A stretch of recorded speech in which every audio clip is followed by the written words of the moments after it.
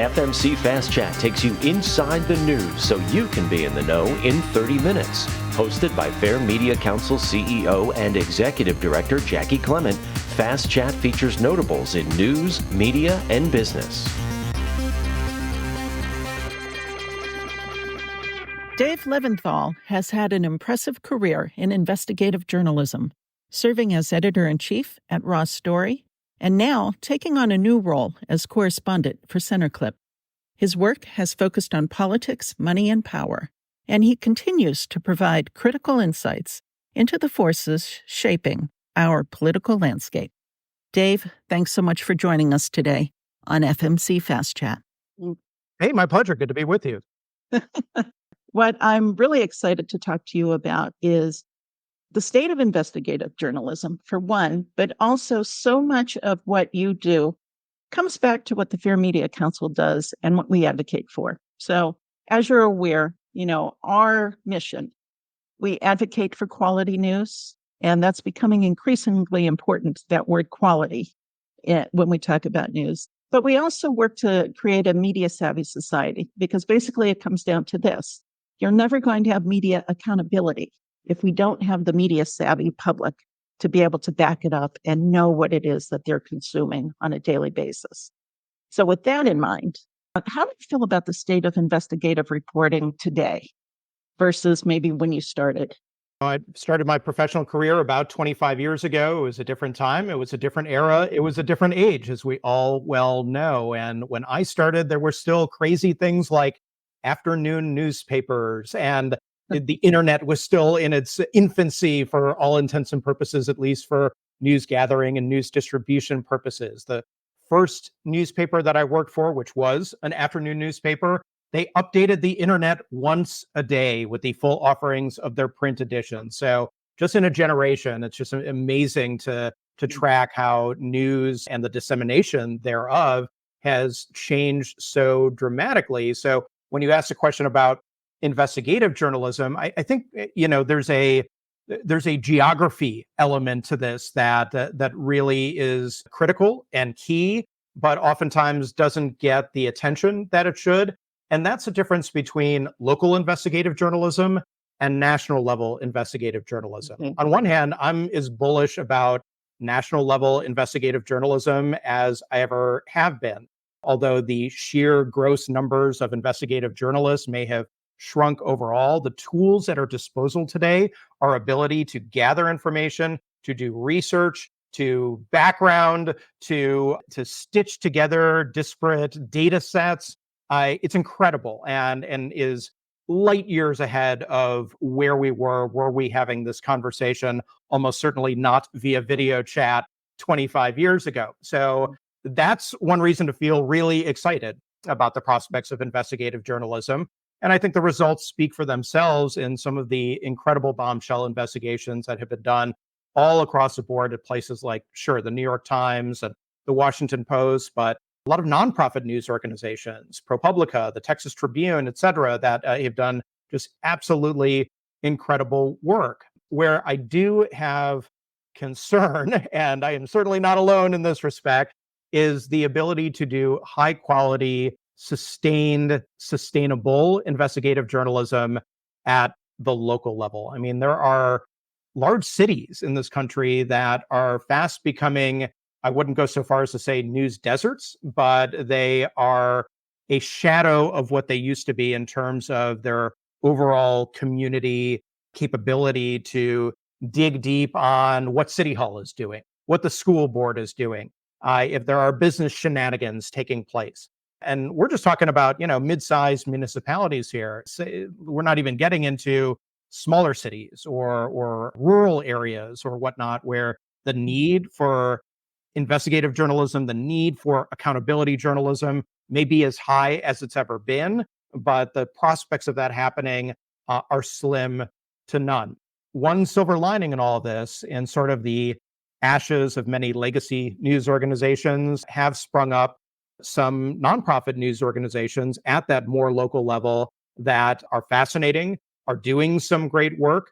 I think of places like the Baltimore Banner, for example, that really just in the past 5 years has blossomed and burgeoned in ways that are heartening and exciting. And there is great journalism being done at a place such as that. And the state's newsroom, which is not a household name, but in essence is stitched together about, really now 50 different newsrooms all across the country, some bigger than others, but doing incredible work all the same. And what now is basically a network or a collective of news organizations that can share resources, that can really get the best of one another and put that out in a national fashion. It'll be fascinating to see what happens to them. I could go on, but I think that'll give at least a good overview for now about really the duality of investigative journalism, again, from that geographic standpoint. One of the issues that is repeated throughout time is simply investigative journalism is the most expensive type of journalism. And if we look at that in terms of manpower, I mean, we're talking a lot of hours as well as a lot of expenses, because if you're truly going to do an investigation, you need to go where it takes you. How would you compare all of the new resources that you mentioned being able to use for investigative reporting? Is that making it actually cheaper and more doable, or is it more expensive because you have to pay for these things? Yeah, well, it's both at the same time. And it's different. The answer is different for different newsrooms. And every individual newsroom has its own set of financial circumstances. It has its own set of headwinds. It also has its own audience that may be more supportive of investigative journalism efforts than others. And what I mean by that is you may have a community that is willing to quite literally fund on an aspirational basis investigative journalism, often at the nonprofit level, but also to otherwise too, by buying subscriptions for-profit organizations or investing in the digital capabilities of that news organization. I think the Boston Globe, in that respect, is a fascinating and very a powerful model of the transition from the old school, the traditional, to very cutting edge digital that allows it to do investigative journalism and fund it and sustain it and make it possible for a community that has been very supportive of that kind of work and on a broader scale supportive of the news organization to a very strong degree. But yeah, I mean, if you're a newsroom and you're just struggling to keep the lights on and you've had 7 rounds of layoffs and buyouts, and your staff used to be 100 and now it's 50, or it was 50 and now it's 20, probably the last thing that the editor and the publisher are thinking about at that point is, hey, how are we going to invest lots of money that we do not have into hardcore investigative journalism? So that is what worries me. And that is what should worry news consumers too. And I think a lot of people don't make the distinctions that we do about, well, what is investigative journalism versus any other kind of journalism out there. And I come from a print and textual background mostly, but this also applies absolutely to local television stations and even their ability to have a watchdog reporter on staff versus not. I mean, think of the dozens of stories that will get a broadcast as a result of having just that one reporter who's dedicated to righting wrongs in the community or doing watchdoggy work when somebody, has gotten screwed over by a local business and, you're going to get the bad guy who ripped you off or whatever the case may be.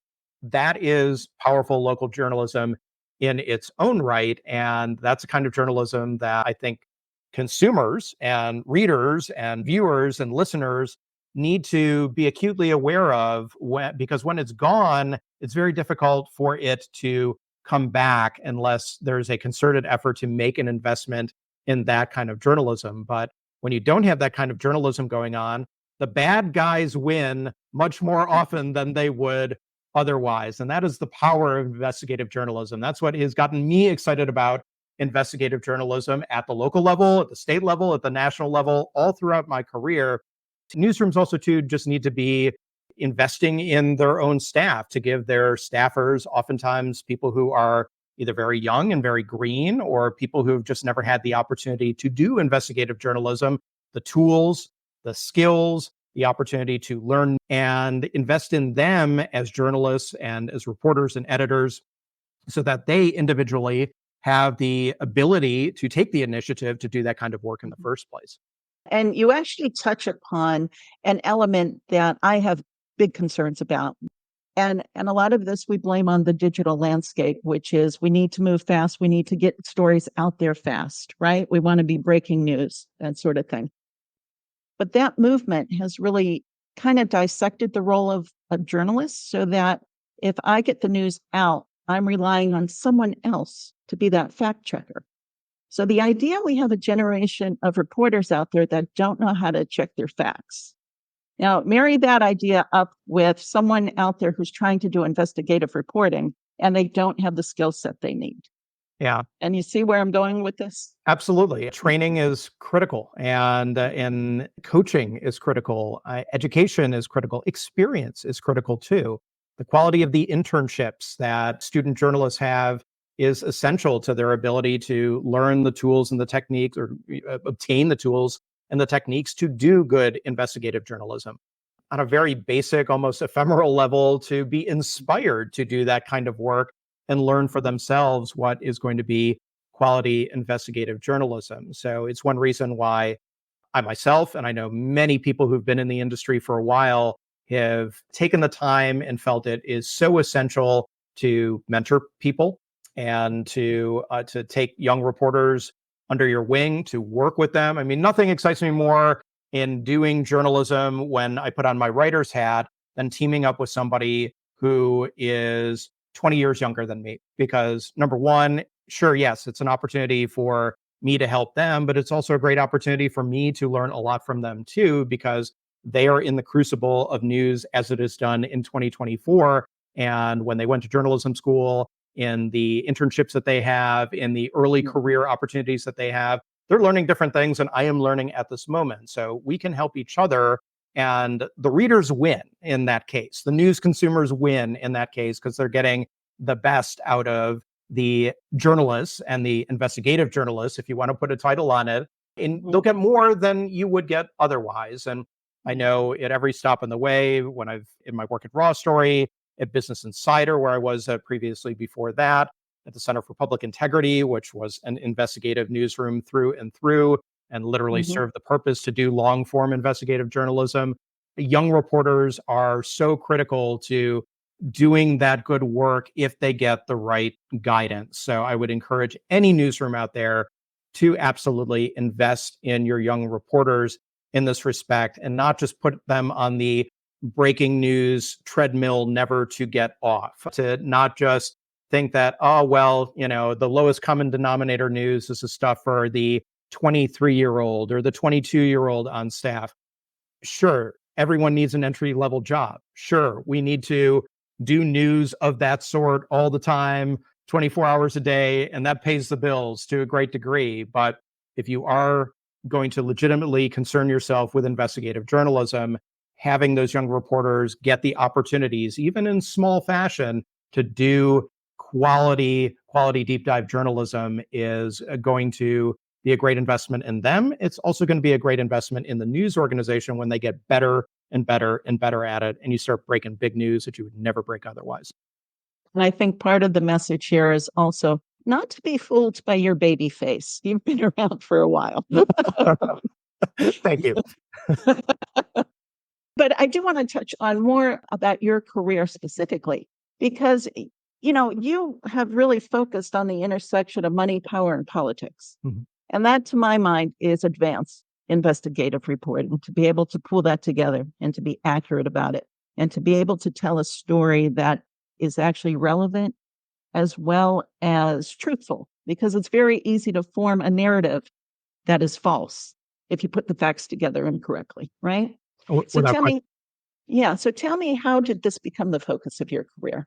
When I was working at the Daily Orange at Syracuse University. So when I was a college student myself, and I should note too that I just had a conversation, a wonderful one, with the staff of the Daily Orange about investigative journalism techniques over the weekend. And, I couldn't be more impressed with a group of journalists than in the conversation that I had with those who are working for the independent Daily Orange at my alma mater, and they're ready to go. So I think, the old adage, the kids are all right. I mean, these are journalists who are going to do some really, really great stuff in their future. But for me, oftentimes it was just a matter of curiosity and seeing something or hearing something or observing something that just didn't quite seem right. Worked on a story, for example, when I was at the Daily Orange about the investments that the Environmental Sciences College was making, and had little, rumors and innuendo about, are they investing in oil stocks or, Chevron and ExxonMobil and whatnot? And one thing led to another, and, freedom of information requests and a lot of deep reporting. And myself and another reporter ended up producing this big investigation into sort of the hypocrisy of, on one hand, the environmentalist school and where they were putting student tuition money and investing it in places that the students and the parents of those students were sometimes aghast to hear that that was the case. So that really sparked my interest going forward. And at every step in my career, no matter what I did, whether I was covering the State House in New Hampshire for the Eagle Tribune, or Dallas City Hall and politics at the Dallas Morning News, and then in my 15 years here in Washington, D.C., where I'm coming from today and where I've lived, that has always been a thread in my career, which is that something in government just doesn't quite add up. Or, I'm hearing something, I'm seeing something, and that doesn't seem like it's the best use of public money, or that doesn't seem like it really adds up with what a candidate said during the election season. And now that they're in power, maybe they're doing something else. So that has, of course, manifested itself journalistically in a whole variety of ways. I think, one conceptual project, much more recent, that very, very proud of, was one that I did when I was at Business Insider, and that was called Conflicted Congress. And it was all about the personal financial investments that members of Congress were themselves making, and how oftentimes those investments conflicted with their official duties as members of, for example, the Armed Services Committee, but yet they were investing personally in stock from Lockheed Martin and Raytheon and Boeing and defense contractors that literally would mark, billions of dollars more or less on their ledger, depending on outcomes that they got in the congressional appropriations process. So you can kind of see how that would add up. Say nothing of lots and lots of lawmakers, dozens, in fact, who have just simply not followed the laws of the land for how they are supposed to disclose this kind of activity in the first place. And even more recent than that, a series of articles with a fabulous reporter, Jordan Green. He's based in North Carolina, about extremism in this country, and how oftentimes extremists not only fly below the radar, but are known to the government and not necessarily punished when they do illegal and very dangerous things in a way that most people would expect that they would be, and including those who serve in the U.S. military. So it's powerful work. It can be dangerous work when you're talking about something like extremism, and it's work that is essential and necessary, in my opinion, to having a free and a functioning society that is as removed from danger that can be avoided as possible, and that holds to account people who are in positions of power in the first place, and in positions of power because we put them there and had expectations that they were going to follow the law and not betray the public trust, and do what's right more often than not, and take account and accountability for when they screw up and when they make a mistake. Journalism is the way to obviously check all of those boxes when done right. You touched on the dangers of doing certain stories, Mhm. extremism being one of them. But when you're actually looking at someone who is abusing their power, no matter what element it is, and you start getting the pushback, as I'm sure you're asking people questions they don't want to answer. How do you handle that? Let the public know what are some of the techniques that are used so that they can actually trust the news that you're putting out. On the most ground floor level, you have to go into an investigation, or you just have to have a sensibility as a reporter to be relentless and to not be willing to, it sounds so cliche, and it is, but take no for an answer, especially if it's coming from somebody who you believe is not telling you the truth or is not telling you the full truth. And oftentimes you know that they're not telling you the full truth or all of the truth because you already have information in hand that perhaps you have been able to glean from public documents, from data that you've analyzed, government data, from records that you've obtained through state or federal open records laws, or just shoe leather journalism work, talking to people and figuring out if you're getting sold a bill of goods or a line from a public official or somebody else who just simply isn't being truthful. I can think of one prime example that's played itself out in dramatic fashion. This was when I was working at the Center for Public Integrity, and Sarah Kleiner and Chris Zubak-Skis were the two reporters on this particular story. It was about telemarketing and about how a network of telemarketers led by one man in particular, his name is Richard Zeitlin. We found him pretty much through and through as being at the nexus, the core of this ring that was scamming people out of their money because they were misrepresenting themselves as charitable operations or political committees. But yet, if you donated $100 to them under the false pretenses that they were putting forward, almost every last red cent, and sometimes every red last cent, was going into the pockets of the telemarketer network and not going toward helping kids who have cancer or the families of police officers who lost mom or dad because of being killed in the line of duty. I mean, talk about tugging at the heartstrings. I mean, this is what was going on here. And, I would read the investigations if you're interested, but spoiler alert here, Richard Zeitlin is going to go to prison for a very, very long time. He's been sitting in a jail cell in New York City for the better part of a year and a half right now. And it's largely because of the investigative journalism that Sarah and Chris did back in 2019. And here we are in 2024, and we're able to reveal in an investigation, and I should say a series of investigations, that this network existed, and that they were able to, over the course of 18 months, unravel the network and report on exactly what was going on there. The FBI got interested, federal officials got interested, and ultimately Richard Zeitlin, who is now officially pleaded guilty, is awaiting sentencing, which will happen in December. So to your point about investigative journalism, it's expensive. It is slow. It is not for the faint of heart. That is about as prime example as I can offer you about how that works in reality. But what's the bottom line? The bottom line is if that work doesn't get done, Richard Zeitlin right now almost certainly is a free man with his private jet and his multi-million-dollar home in Las Vegas. He is a very free man and enjoying the lap of luxury. Instead, he's going to be going to a federal prison facility because he broke the law. And he broke the law in a way that hurt tens and tens of thousands of people who lost money as a result of him.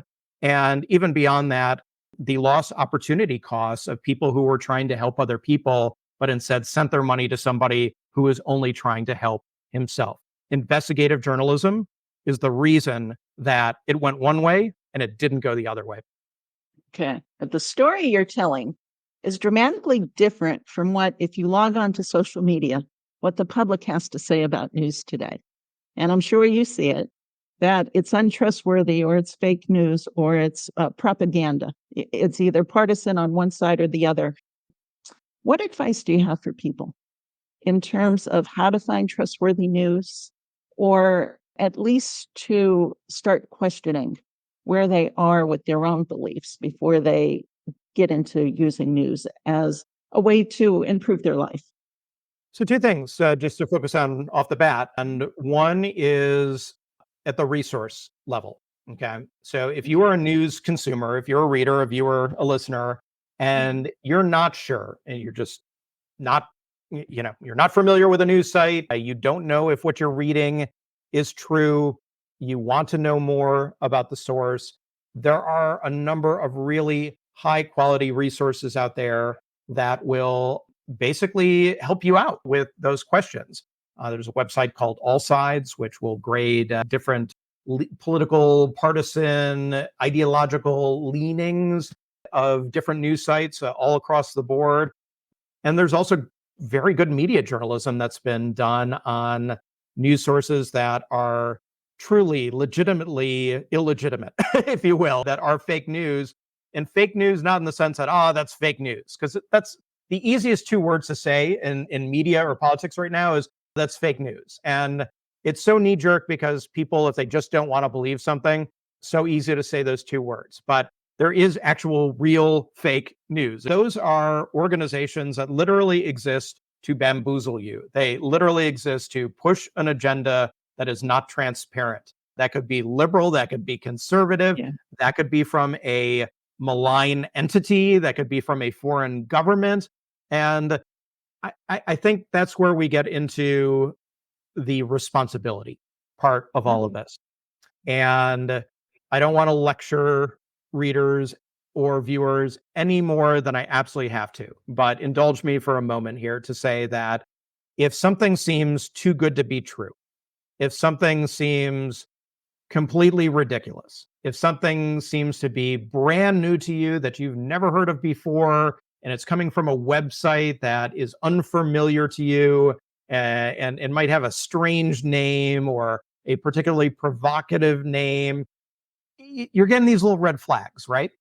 Well, you need to pause. And before you share that post that says that space aliens have landed on the National Mall, or that a candidate who you particularly dislike has done something completely awful and egregious, or a candidate that you absolutely love is, out saving children from despair and saving puppy dogs. And, I mean, if it in essence is playing to your most deeply seated views on the world, there's a good chance that this is not news that you can trust. It's propaganda. It's something that is designed to push an agenda in a direction, frankly, that you may agree with, but doing so with information that is disinformation, information that is misinformation, information that is not information at all. So if you want to be more than just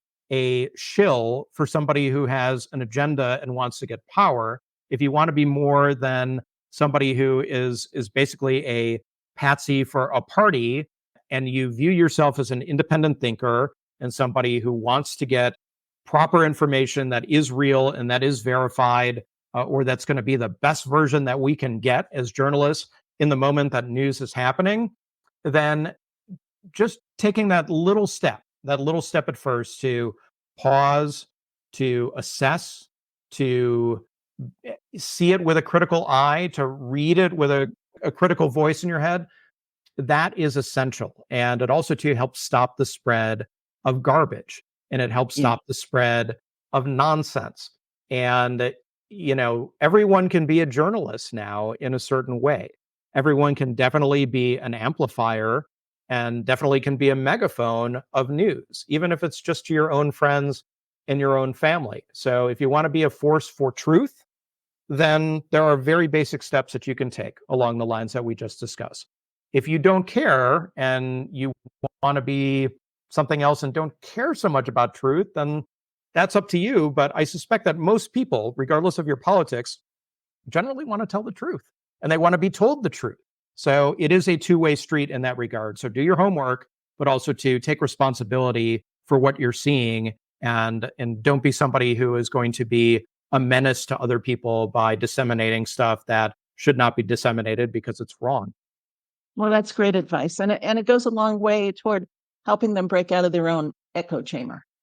It really does. I would challenge everyone to quite literally go and read and watch what you would consider to be news that you would never associate yourself with, even if just to get a flavor of it, to get a sense of what is being talked about, to understand it. But if all you watch is Fox News and all you are reading is Breitbart, well, you may want to help yourself by at least understanding what's going on the left and what's happening there. And it does help you break out of your echo chamber. And it doesn't have to be even, sources that you would expect or the obvious sources.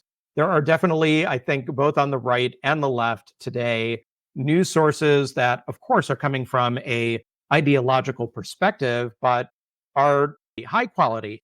Even if the perspective is one that you vehemently disagree with, you can appreciate and understand. And if I, learned anything from my political philosophy courses at Syracuse University, it was to gain an appreciation for, the farthest of the far left and the farthest of the far right, and understanding in philosophical terms at least what they were saying or try to convey.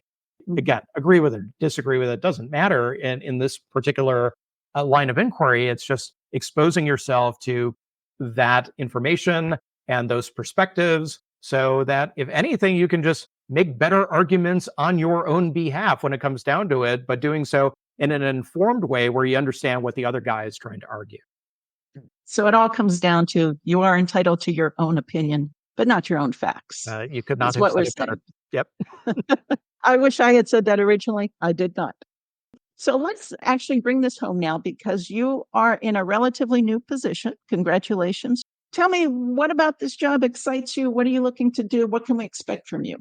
That's great. It's a relatively new organization. It's called Centerclip. It's an audio only format at this point, where myself and several dozen other folks who are kind of on the ground floor here are talking about issues of the day in an audio format where we're providing some commentary, others analyses that really try to break the news down in a way that makes it understandable to people. And at least for me, what I'm trying to do with this platform is take everything from polling to the presidential election to money in politics, as we discussed earlier, and provide context, provide data, provide real facts, provide information that's going to be useful, and put the latest campaign finance report or big money dollar figure that you've seen from Kamala Harris or Donald Trump into some perspective, to look at a poll and really make sense of it and get out of a poll what you can get, and also to understand the limitations of polling. And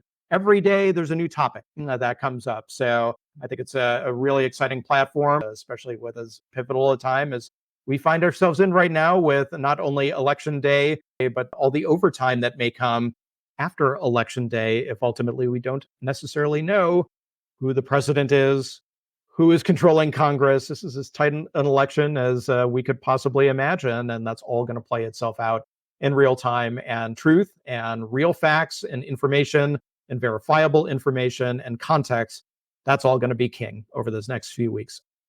That's a great way to put it, and a great way to wrap up. But one more question, which is our basic closing fast chat question. What's the best thing about being Dave Levinthal? That I was born in Buffalo, New York, and I'm a Bills fan. That's my glib answer, but I'm only half joking here.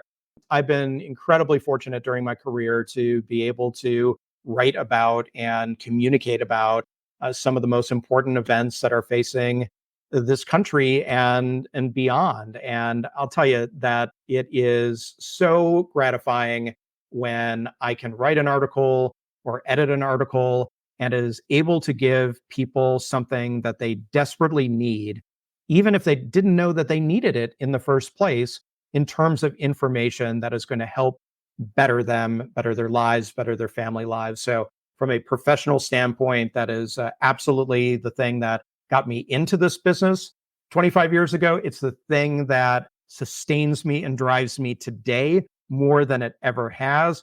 I would be lying to you if I said I wasn't as excited about journalism today, despite all of its turbulence, than I ever have been in my career. But I would be remiss if I didn't say the best part about being me is my awesome family and circle of friends who have been just absolutely incredible. I feel very fortunate in that regard. The Fair Media Council is a 501c3 nonprofit organization advocating for quality news and working to create a media-savvy society. For more information about the Fair Media Council and upcoming Fast Chat shows, check out fairmediacouncil.org.